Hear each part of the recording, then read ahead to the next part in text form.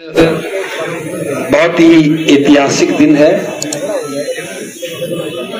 पूर्णिमा का दिन, बैसाख डे का दिन, और हम सभी लोग महाबोधि महाविहार को नमन करके महाकारुणिक बुद्ध की ज्ञान स्थली पर आज हमने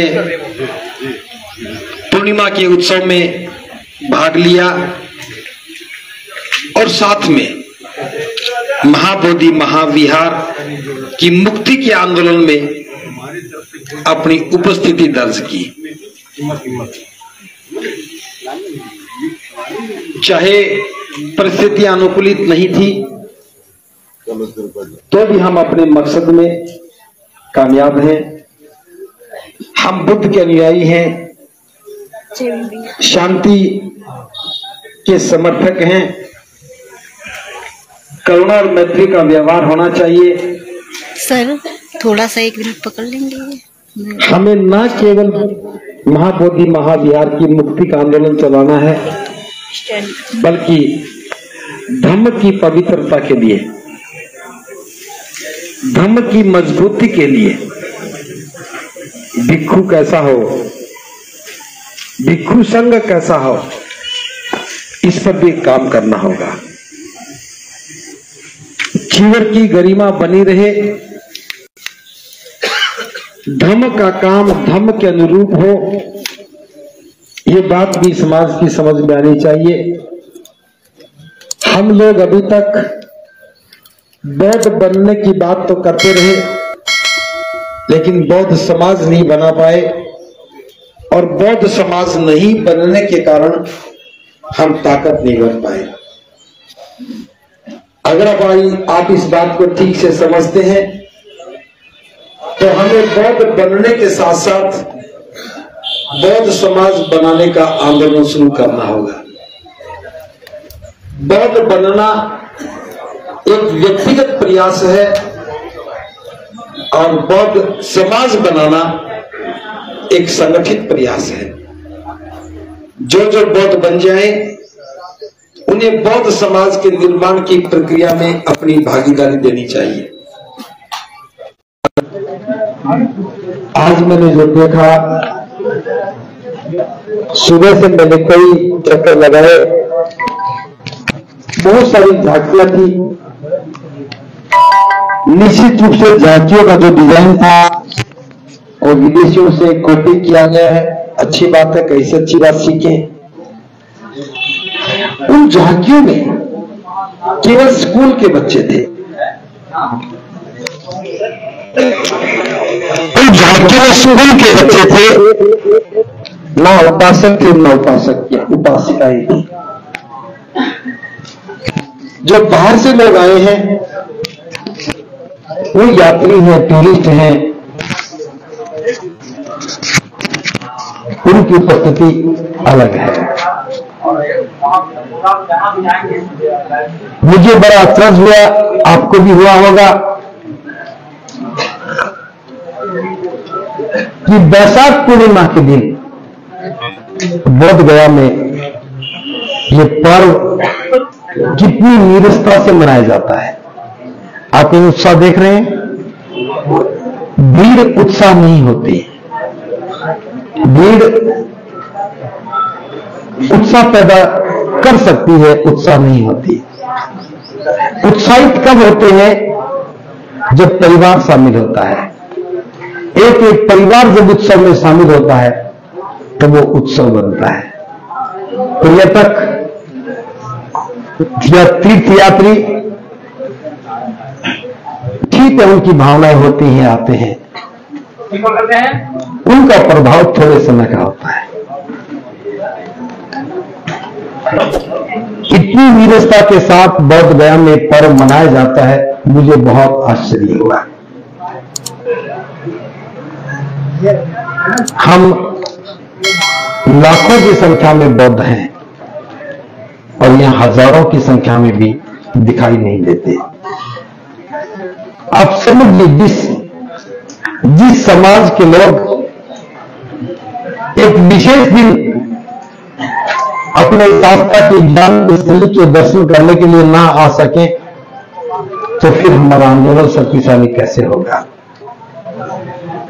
हमें बहुत सारे बिंदुओं पर चर्चा करनी होगी, हमें भविष्य की योजना बनानी होगी।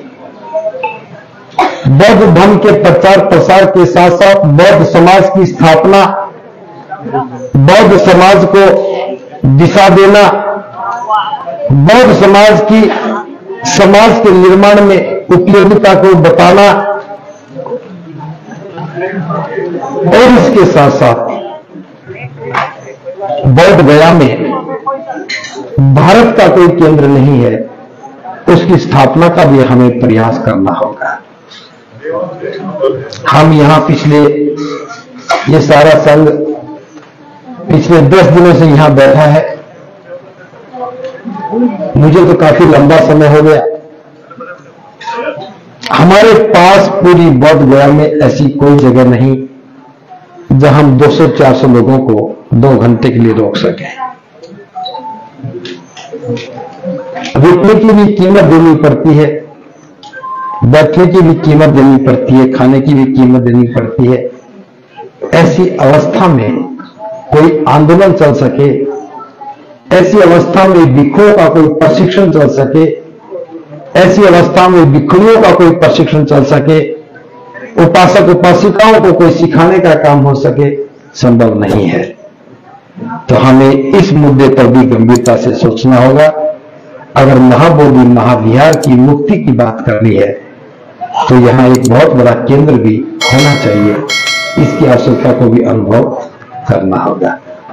बस मैं बहुत ज्यादा बात नहीं कर रहा हूं, आप खाना ठीक से खा सको इसके लिए मैं थोड़ा सा आपको भाषण की दौड़ दी है, क्योंकि सुबह से कोई बोल नहीं पाए थे तो सोचा कि हम शुरुआत कर लें।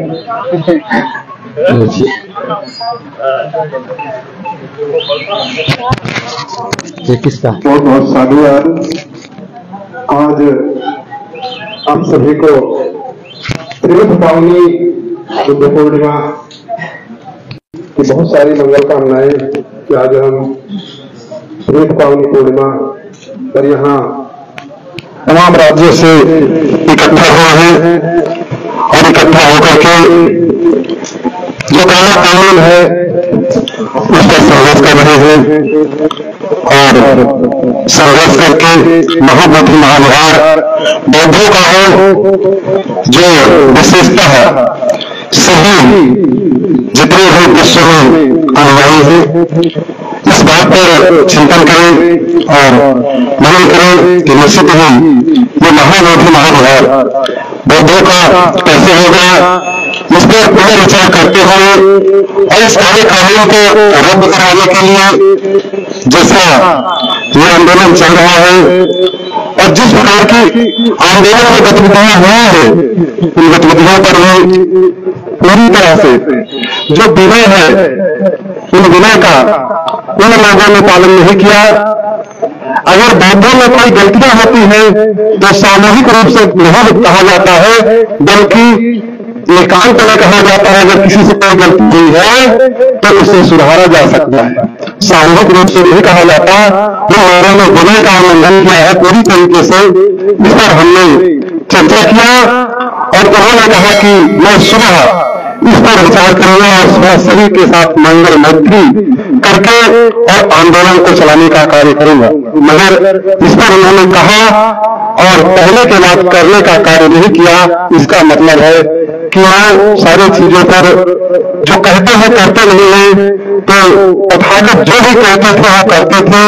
भगवान बुद्ध ने अपने जीवन में आंदोलन को कैसे चलाया विभिन्न परिस्थितियों में और बुद्ध सत्ता धर्म के बाबा साहेब डॉक्टर अम्बेडकर ने भी तमाम प्रकार के आंदोलन चलाए जो अपने जीवन काल में उन्होंने सफल किए।